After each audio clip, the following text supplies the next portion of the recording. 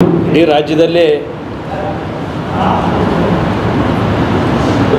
ಬಿಜಾಪುರ ಜಿಲ್ಲೆಗೆ ತಿರುಗಿ ನೋಡುವಂಥ ಪ್ರಕರಣಗಳು ಬಿಜಾಪುರ ನಗರದಲ್ಲಿ ಜಿಲ್ಲೆಯಲ್ಲಿ ನಡೀತಾ ಇದೆ. ಪೊಲೀಸ್ ಇಲಾಖೆ ಸರಿಯಾಗಿ ರೀತಿಯಲ್ಲಿ ಕಾರ್ಯವನ್ನು ನಿರ್ವಹಿಸ್ತಾ ಇಲ್ಲ ಅನ್ನುವಂಥ ಆರೋಪಗಳು ಸಾರ್ವಜನಿಕರಿಂದ ಕೇಳಿಬರ್ತಾ ಇದೆ. ಇವತ್ತು ಬೆಟ್ಟಿಂಗ್ನಂಥ ದಂಧೆ ನಡೆಸುವಂಥವರು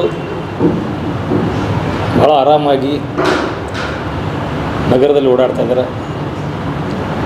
ಬೆಟ್ಟಿಂಗ್ ದಂಧೆಯಲ್ಲಿ ಹಲವಾರು ಉನ್ನತ ಮಟ್ಟದ ದೊಡ್ಡ ದೊಡ್ಡ ಫ್ಯಾಮಿಲಿಯ ಮನೆತನದ ಮಕ್ಕಳು ಇವತ್ತು ಸಂಪೂರ್ಣ ಹಾಳಾಗಿ ಹೋಗಿದ್ದಾರೆ. ಬೆಟ್ಟಿಂಗ್ ದಂಧೆ ನಡೆಸುವಂಥವರು ರಾಜಕೀಯ ಕೆಲವೊಂದು ಪಕ್ಷ ಧುರೀಣರಾಗಿದ್ದಾರೆ. ಹೀಗಾಗಿ ಅವರಿಗೆ ಅಧಿಕಾರಿಗಳು ಕ್ರಮ ತಗೊಳ್ಳೋಕ್ಕೆ ಹಿಂದೆ ಮುಂದೆ ನೋಡ್ತಾ ಇದ್ದಾರೆ.